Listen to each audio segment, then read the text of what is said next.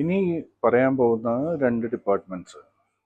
ഇത് വളരെ അത്യന്താപേക്ഷിതമായതും ചിലപ്പോഴൊക്കെ നമ്മൾ വളരെ ലാഘവത്തോടുകൂടെ കണ്ട് നാളെ ആവട്ടെ, അത് ഇല്ലെങ്കിലും കുഴപ്പമില്ല, സെയിൽസുകാർ തന്നെ ഹാൻഡിൽ ചെയ്തോളും, അല്ലെങ്കിൽ ഓഫീസ് അഡ്മിനിസ്ട്രേറ്റേഴ്സ് തന്നെ ചെയ്തോളും എന്ന് വിചാരിച്ച് നമ്മൾ തള്ളിക്കളയുന്ന ഒരു രണ്ട് ഡിപ്പാർട്ട്മെൻറ്റ്സ് ആണ്. പക്ഷെ അതിൻ്റെ ഇമ്പോർട്ടൻസ് നമ്മൾ അണ്ടർമൈൻ ചെയ്യരുത്. പറഞ്ഞു വരുന്നത് ആദ്യത്തെ ഡിപ്പാർട്ട്മെൻറ്റ് കസ്റ്റമർ സർവീസ്. അതിനെ പല പേരിലും നമുക്ക് വിളിക്കാം.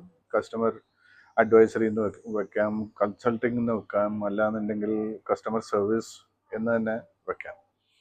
നിങ്ങൾ കൊടുക്കുന്ന ഒരു കൊട്ടേഷൻ, കമ്പനിയിൽ നിന്ന് പോകുന്ന ഒരു കൊട്ടേഷൻ, അല്ലെങ്കിൽ കമ്പനിയിൽ നിന്ന് കൊടുക്കുന്ന ഒരു പ്രൊഡക്റ്റ് സർവീസ്, ഇത് സെയിൽസുകാർ ആ ഡീല് ഫൈനലൈസ് ചെയ്ത് നിങ്ങൾക്ക് പർച്ചേസ് ഓർഡറോ അല്ലെങ്കിൽ പേയ്മെൻറ്റോ വന്നാൽ അവിടെ മുതൽ കസ്റ്റമർക്ക് ഈ സർവീസോ പ്രൊഡക്റ്റോ ഡെലിവറി ചെയ്യുന്നത് വരെയുള്ള ഓരോ പ്രോസസ്സും കസ്റ്റമർ സർവീസ് റെപ്രസെൻറ്റേറ്റീവ്സ് ആണ് ഹാൻഡിൽ ചെയ്യുക. അവരാണ് നിങ്ങളുടെ ഡെലിവറി ഷെഡ്യൂൾ ചെയ്യുക, നിങ്ങളുടെ പ്രൊഡക്റ്റ് അപ്ഡേറ്റ്സ് ഇവർക്ക് കൊടുക്കുക, കസ്റ്റമേഴ്സിന് കൊടുക്കുക. എന്തെങ്കിലും മാറ്റങ്ങൾ ഉണ്ടെന്നുണ്ടെങ്കിൽ അതിനുള്ള അഡീഷണൽ അപ്രൂവൽസ് എടുക്കുക. ഇതെല്ലാം ചെയ്യുന്നത് ഈ ഒരു പറ്റം ആൾക്കാരാണ് കമ്പനിയിൽ.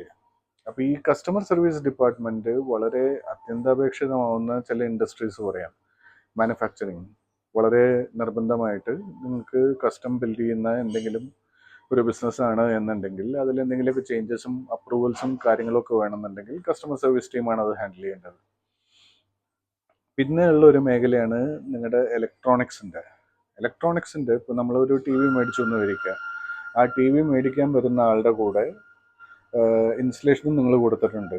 അപ്പോൾ ഈ ഇൻസ്റ്റലേഷൻ ഷെഡ്യൂൾ ചെയ്യാൻ വേണ്ടിയിട്ട് കസ്റ്റമർ ഷോറൂമിൽ വന്ന് മേടിച്ച ടി വി ഷെഡ്യൂൾ ചെയ്യാൻ വേണ്ടിയിട്ട്, അല്ലെങ്കിൽ കസ്റ്റമർക്ക് ഇത് എവിടെ പിടിപ്പിക്കണം എന്നറിയാൻ വേണ്ടിയിട്ടൊക്കെയുള്ള കൺസൾട്ടിങ്ങും കാര്യങ്ങളൊക്കെ ചെയ്യുന്നത് കസ്റ്റമർ സർവീസ് ടീമായിരിക്കും.